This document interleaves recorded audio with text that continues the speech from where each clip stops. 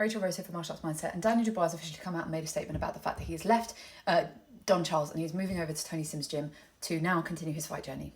None of us can know what really went on during their camps and everything, and all we know is what we have been privy to witness. And one of the biggest things I think around that fight with Usyk was this party thing that went on, the entourage stuff that went on, the mess that was the corner on fight day with like 20 people in his corner. I think there was a lot of mismanagement going on there from an observer's standpoint. Obviously, I don't know.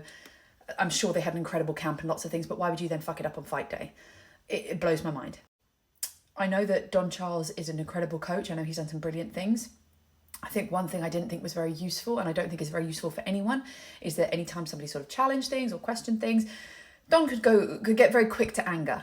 From my perspective, if I had a coach who was constantly getting quick to anger and defensive and aggressive, I'd find that really jarring. Like, why can't you just be chill and sort of content and confident in my abilities that you don't need to rise to the bait? You can just answer the question.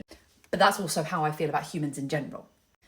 I think this is a great move for Daniel. I think personally, just my observation, obviously I don't know the guy, I've actually never met him, just been around him for fight week. I think Daniel needs to establish who he is. I think he needs to establish his own inner voice. I think he needs to stop looking outside of himself to find the answers. I think he needs to build that confidence that when he's in the ring, when he needs to dig deep, he can do it for himself. I think he's relied on his father's voice. I think he's relied on coaches' voices.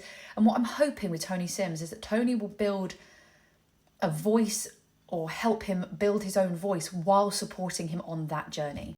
I think also Tony's got an absolutely fantastic, he's got a great stable. They all seem to get on very well. They all seem to have a good laugh. Obviously Johnny Fisher's just made the jump over there as well. I'm hopeful for Daniel. I'm hopeful for this step. I'm hopeful for this part of his journey. I really, really hope he gets to establish who he is now, what he wants now, and also he's got Sam. He's got Sam as a manager as well. So, I think good changes. And now I think hopefully he'll get some consistency and some grounding through this process, because what happened on that fight day isn't really acceptable when it's clearly not the fighter who's making those choices and decisions. That's just my 2 cents. But good luck, Daniel. I think it's a good move.